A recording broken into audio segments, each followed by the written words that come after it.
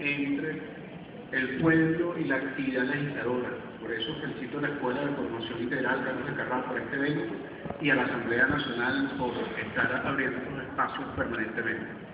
Oye, hay un reto permanente en estos días, ya después de lamentable fallecimiento del presidente Chávez, que es empezar a abrir espacios de debate, de encuentro de ideas, de desencuentro de ideas, en función de tratar de mantener la presencia de las ideas y de la acción del presidente Chávez. Eso sin duda alguna es una jornada larga y hasta eterna, tan eterna como su espíritu, tan eterna como su legado, ¿no? Y creo que debemos empezar a sacar fuerzas de donde no tenemos en el marco del dolor para generar y multiplicar en cada uno de los recovecos de nuestro país espacios que permitan este tipo de debates con los recursos que tengamos. Afortunadamente este recurso es extraordinario, ¿no? El recurso de la Asamblea, los espacios majestuosos, pero el legado del presidente Chávez nos conduce a que esto sea un elemento permanente. Yo creo que incluso un compromiso del Partido Socialista Unido de Venezuela y del Gran Pueblo Patriótico, el multiplicar cada uno de estos espacios y reproducirlos en la discusión de los saberes populares, que muchas veces sobrepasan a aquellos que de alguna u otra manera nos ha tocado ser voceros o tratar de aportar elementos y estar de este lado, pero muchas veces ustedes tienen muchas más cosas que aportar que las que nosotros podemos aportar en ese sentido. Yo voy a pretender rápidamente en el tiempo que tenemos enumerar, me puse a tratar cuando vi el tema, traté de enumerar los elementos del socialismo en Chávez y empecé a hacer una lista, ¿no? Llegué hasta el número 14, porque dije, bueno, si sigo enumerando se me va la vida, pero traté en 14 elementos que voy a tratar de mencionar rápidamente, mencionar la conexión de ese resurgir de un término que había sido maldito, que había sido apartado, que había sido renegado, que se había caído como el muro de Berlín y se había convertido en un pedazo de ladrillo que empezaron a distribuir por el mundo y venderlo como una cosa de lujo y una cosa exótica, ¿no? Resulta ser que Chávez tuvo la fuerza de pasar por una reconstrucción, de una actualización y de una construcción de su propio camino desde el punto de vista conceptual. Un Chávez que pasó desde el capitalismo humanista por la tercera vía para poder llegar a hablar en enero del 2005 de que el proyecto venezolano es un proyecto socialista y que él encabezaba la construcción de un socialismo del siglo XXI, después denominado socialismo bolivariano, y que yo creo que ahora en el marco del chavismo debemos hablar de ese socialismo a la venezolana, de ese socialismo nuestro, ¿no? De ese socialismo efectivamente bolivariano. 14 elementos que voy a enumerarlos y brevemente comentarlos tratando de ajustarme el tiempo.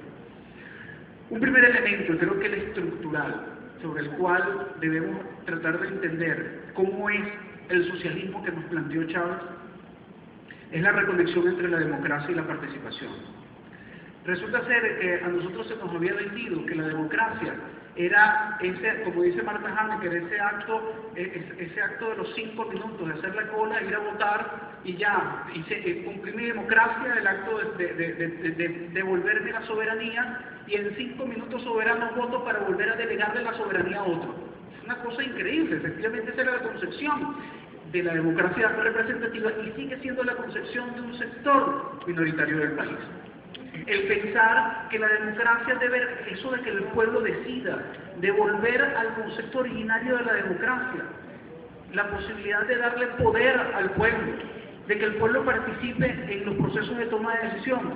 Eso era hasta vetado, ignorado, apartado, teóricamente, incluso por alguien que fundó la ciencia política de Venezuela, García Pelayo, colega de Juan Carlos Monedero, y coterráneo de Juan Carlos Monedero, quien efectivamente analizaba los tipos de democracia, pero llegaba a la conclusión, cuando llegaba a analizar la democracia participativa, y decía que eso era un una cosa ahí, un sueño, un elemento utópico que estaba presente en la estructura del análisis y comprensión de la democracia. A mí me gusta mucho, aunque tengo profundas diferencias con el profesor Pedro Guevara, quien fue profesor también de Aura Rosa, ¿verdad, Aura? Pedro te dio clase. Él, en un libro llamado Estado versus Democracia, que publicó en el año 1997, por cierto, antes de todo el proceso de victoria revolucionaria del presidente Chávez, él decía que la democracia representativa es contradictoria y la democracia participativa es tautológica, o sea, se repite a sí misma. La democracia o es participativa o no es democracia, y esa vaina nos lo enseñó Chávez, ¿no? Nos lo enseñó con la fuerza, con el coraje de demostrar que efectivamente nosotros podíamos devolvernos a nosotros mismos la soberanía, el derecho que tenemos de ejercer la democracia como un elemento de participación. Sin duda alguna es de por sí el estructuralmente más grande legado que nos deja el presidente Chávez en toda su dinámica, sin negar que pudo haber habido en algún momento alguna contradicción entre la teoría y la acción. Sin embargo, el rumbo y el camino que nos abrió permanentemente fue esa reconexión entre la democracia y la participación. Pero también, presidente Chávez, siendo negro, mulato, mestizo, indio, blanco, siendo feo, teniendo una verruga en la cabeza, nos reconectó con nuestra identidad. Chávez, incluso para muchas mujeres lo recordarán como un hombre bello, grande, poderoso, fuerte, ¿no? ¿Verdad? Ahí están las chicas recordando, reivindicando una estética de ser venezolano. ¿Cómo no ser Chávez? Uno, si soy tan feo como él, creo que hasta un poquito más, pero podernos identificar, sentirnos reivindicados en Chávez, en romper ese paradigma comunicacional de la estética del Miss Venezuela que nos tenía acojonados, y él llegar efectivamente a reconocer la belleza de las mujeres de la misión Madres del Barrio, de poder reconocer en las señoras, en las mujeres del pueblo, una belleza, esa belleza sublime, esa belleza de la lucha cotidiana, de amamantar a sus hijos, de alimentar y salir a bregar todos los días a la calle, esa belleza que nos tenían oculta, ¿vale? Que lo bonito es montarse en un Audi, tener un apartamento en Nueva York, New York, disculpen, en el Park Avenue, o sea, que esa estética, que no es superficial, que es una cosa que nos conecta directamente con nuestra realidad, ¿no? Sin duda alguna que nuestras mujeres venezolanas son bellísimas, nos decía Chávez, pero son más bellas por lo que hacen, que por lo que son, por la estética, que puede perdurar por un tiempo, pero que inevitablemente después todos vamos exactamente al mismo camino, ¿no? Del deterioro físico, pero lo que se construye humanamente es efectivamente la referencia que nos invitó Chávez a reconstruir en ese sentido. Pero también Chávez nos invitó a conectarnos con una conciencia de clase. Y eso nos conecta directamente con el legado y con la construcción y la conciencia de lo que es el socialismo. Por ahí dicen que Chávez llegó a sembrar el odio en Venezuela porque puso a pelear a los ricos con los pobres. No sé, ustedes están pendejos. Ustedes estaban jodiendo a los pobres bastante tiempo, ¿no? Y Chávez lo que dijo es: no nos dejemos joder más. Llegó a decirnos: no nos vamos a dejar joder más. Porque somos pobres, somos dignos. No es esa frase de que son pobres y son dignos. Ay, eres pobre, pero es chévere. No. Somos pobres y dignos, por consecuencia lógica. Y ese develar un problema social en Venezuela de antagonismo de clase, que no necesariamente es un conflicto existencial, no es un conflicto racial, no, es develar un problema que existía, que estaba permanente, pero era conveniente taparlo, disimularlo. Y, ay no, es que el venezolano es muy igualado, era lo que se decía, todavía hay gente que dice que la gente es muy igualada. ¿no? Ese mito de la igualación, porque somos una nacionalidad, tenemos como característica de identidad ser rebeldes y ante la diferencia de clase, no solamente develaba un problema que estaba ahí presente, sino que además él lo puso en un primer plano para decir que él era un gobierno para los pobres, que no descartaba gobernar, y efectivamente como gobernó para la clase media y para los ricos, pero no para que ellos se enriquecieran más, sino para generar esa conciencia de la necesidad de poder articular entre las diversas clases sociales y empujarse un proyecto político, pero reconociendo que toda acción política debe estar orientada dentro del socialismo bolivariano hacia los sectores obreros, campesinos, indígenas, aquellos que habían sido apartados durante décadas en nuestro país. Entonces, por supuesto que ahí inmediatamente nos podemos conectar con la necesidad de ese despertar de una conciencia de clase al reconocernos en otro. No es que adquirimos conciencia de clase por tener conflicto con la clase media o con la clase alta, no. Es que nos dimos cuenta que podíamos desarrollar conciencia de clase al reconocernos en Chávez. Y sí, algunos dirán que eso es personalismo.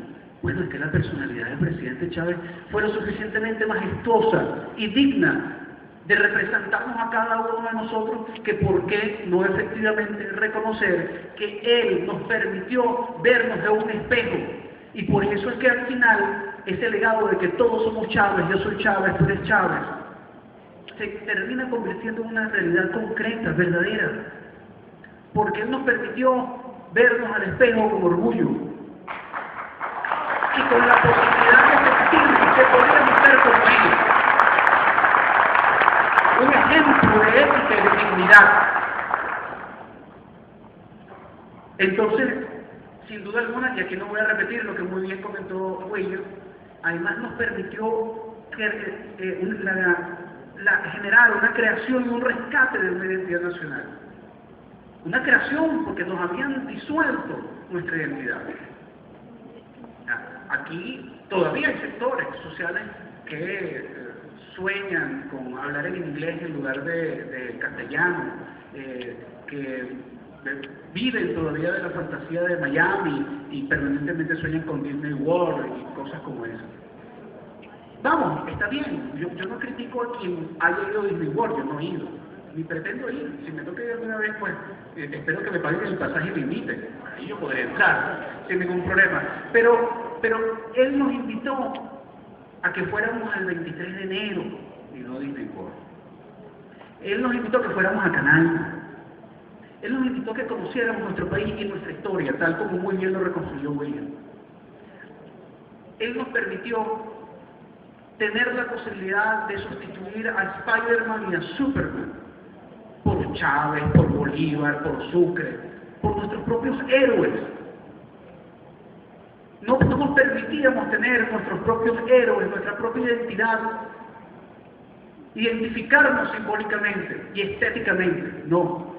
Afortunadamente, estamos cambiando el Superman de capa roja por nuestro Chávez de bobina roja. Lo único que tienen en común es eso, porque el otro se ponía los interiores por fuera y este tenía los pantalones bien puestos.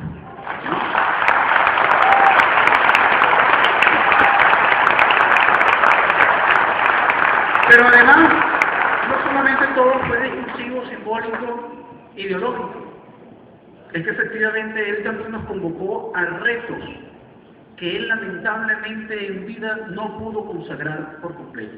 Inició algunos elementos de la democratización de los medios de producción, de decirnos que nosotros como trabajadores tenemos derecho a ser parte de la empresa y del medio en donde nosotros participamos activamente y damos nuestra fuerza de trabajo. Nos dijo que teníamos derecho a ser propietarios, y no eso de que nos llevan 14 años y no nos expropiaron las casas ni los carros, ¿vale? ¡Qué bárbaro!, ¿no? Es que no nos expropiaron ni la televisión. ¿Ah? Resulta ser que él lo que nos hizo fue propietarios, pero propietarios con conciencia del derecho de la propiedad, que no es solamente la propiedad de las cosas materiales de la vida cotidiana, sino del derecho a ser propietarios de la garantía del desarrollo del país a través de los medios de producción. Y nos empezó a hablar de empresas, primero de producción social, después de propiedad social, y nos empezó a decirnos que podíamos ser empresarios.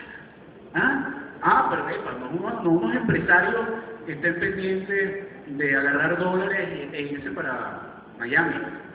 No, unos empresarios que van a hacer actividad empresarial con las comunidades, en las comunidades, para las comunidades y desde las comunidades. Y nos dijo que las comunidades tenían la posibilidad de desarrollar y aportar para el Producto Interno Bruto y para la riqueza del país para sustituir el rentismo petrolero. Pero además también nos acompañó desde el Estado, luchando contra los monopolios e incrementando las empresas, las pequeñas y medianas empresas. Él dijo, sí, bienvenidos a aquellos sectores que no creen en la colectivización de los medios de producción, que quieren ser propietarios, pero que no pretenden monopolizar el mercado y además se pueden conectar con las comunidades para construir una sociedad más rica en cuanto a su trabajo productivo. Y les digo también a la clase media, a través del Fondo Bicentenario, que ahora nuestro presidente de la República, que se va a ratificar el 14 de abril, reactiva como el Fondo Bicentenario, que ahora es el Fondo Bicentenario Alba Mercosur. Y esos recursos van orientados hacia pequeños y medianos empresarios. Nos dijo, quien quiera ser propietario de su empresa, de manera individual y particular o familiar, lo puede hacer, pero el que quiera hacerlo a través de la comunidad y con la comunidad también tiene el derecho a hacerlo.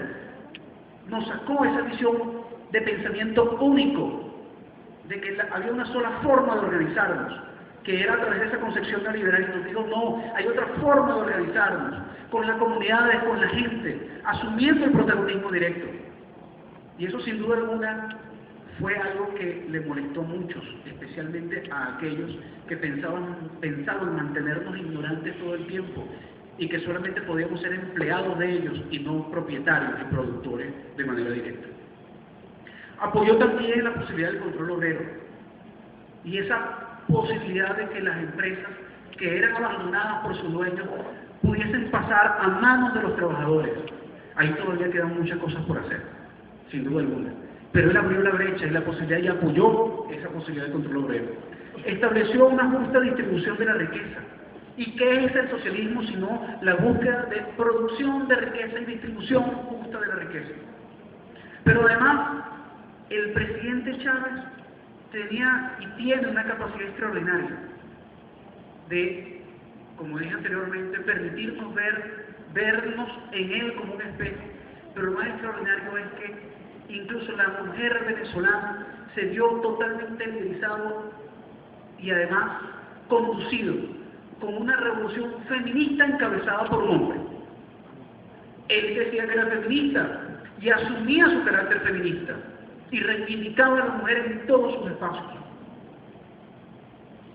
¿Qué mejor conexión precisamente del socialismo con esa visión de género y de la posibilidad de igualar y de poder reconstruir el valor y el rol de la mujer en la sociedad? Además, él no solamente nos dio más libertad de expresión, sino que nos dio libertad de acceso a la formación y a la información. Aquí lloraron en canales que ya no están en el espectro radioeléctrico público, muchos diciendo que se estaba violando el derecho a la libertad de expresión porque salimos de basuras comunicacionales de manera legal, justa, por la finalización de una concesión como es RCTV. Y ojalá salgamos de otras cuantas, por cierto, que hacen falta. Ese es un compromiso con Chávez. Reconstruir el espectro radioeléctrico para mayor libertad de expresión, mayor acceso a la formación y a la información. Además, voy por el 11 de los 14. El socialismo de Chávez era internacionalista y se basaba fundamentalmente en la integración y el unionismo, el gran legado de Bolívar. Y eso, sin duda alguna, permitió hacerlo tan grande como era y comprender que no teníamos un presidente de Venezuela, es que teníamos a un líder del mundo siendo presidente de Venezuela. Y eso creo que lo reconoce en este momento el mundo entero. Es que hasta de manera hipócrita han tenido que reconocerlo porque no les queda otra. ¡Alerta! ¡Alerta! ¡Alerta que camina la espada de Bolívar por América Latina! Además, oye, nos dejó, para nosotros los politólogos, nos dejó un legado extraordinario. Yo creo que debemos estudiar mucho, que es la reconciliación entre la ética y la política. Aquí se había dicho y se había practicado permanentemente y el liberalismo y el neoliberalismo nos había puesto a separar la ética y la política. Él nos demostró que no existe política sin ética y que no hay ética sin política, que son dos conceptos absolutamente unidos, que no pueden ir separados y que sin duda alguna la unión de estos dos elementos va fundamentalmente en la práctica política cuando va orientada fundamentalmente a satisfacer las necesidades de las mayorías. Y eso sin duda alguna para las ciencias políticas será un legado que ahora debemos retomar para estudiar. Nos habían enseñado que el mejor parámetro de la concepción de la política era la de Maquiavelo, que también se habla muy mal de Maquiavelo. Maquiavelo era un tipo interesante, ¿no? De su legado en cuanto a lo político, y muy contradictorio con su vida, por cierto, ¿no? Murió bastante pobre, Maquiavelo, desterrado. El tercer punto, en donde traté de generar una conexión precisamente entre ese legado de Chávez y el socialismo, es el humanismo con conciencia ecológica. Por cierto, sin duda otra deuda dentro del legado, que no pudo desarrollar. Nosotros contradictoriamente somos el país con la mayor reserva de petróleo del mundo, vendemos la gasolina más barata del mundo, contaminamos hasta decir que basta y nos decimos socialistas. Y vaya que él nos dejó en el plan de la patria un legado importante, que es desarrollar ese ecosocialismo que sin duda alguna debe solventar primero una profunda contradicción, que es nuestra condición rentista petrolera. Quizás por ahí es el puente necesario para poder sobreponer esa contradicción. Pero él estaba muy claro que no existe socialismo que no piense en el entorno del ser humano de igual manera que la responsabilidad que se tiene con el ser humano mismo. Y por último, de estos elementos presentes en Chávez es esa concepción dialéctica necesaria para la crítica y la autocrítica. Si había alguien que tenía no solamente la capacidad, sino la moral para criticar a su propio gobierno, era Chávez. Y vaya que era el principal crítico de su gobierno. Eso es un legado que nos queda. Ahora nosotros debemos convertirnos en el principal crítico de nosotros mismos, de hacer ejercicio de la autocrítica, porque somos corresponsables de un proceso de dirección colectiva que debemos construir con método, y que es un gran reto para el camarada Nicolás Maduro, sin duda.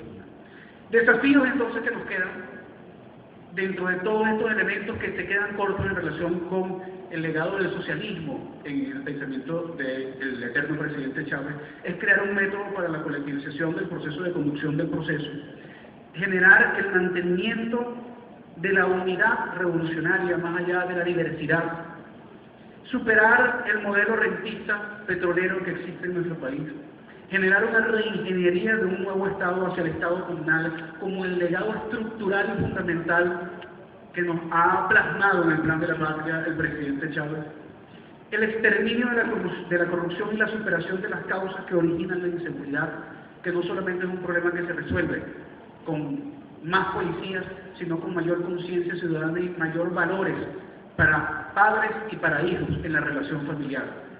Y ahí sumamos sin duda alguna el legado que nos dejó en la responsabilidad de esta muchachada de la UNED, que no solamente tiene y que no va a tener como responsabilidad recibir al pueblo, sino enseñarle al pueblo de la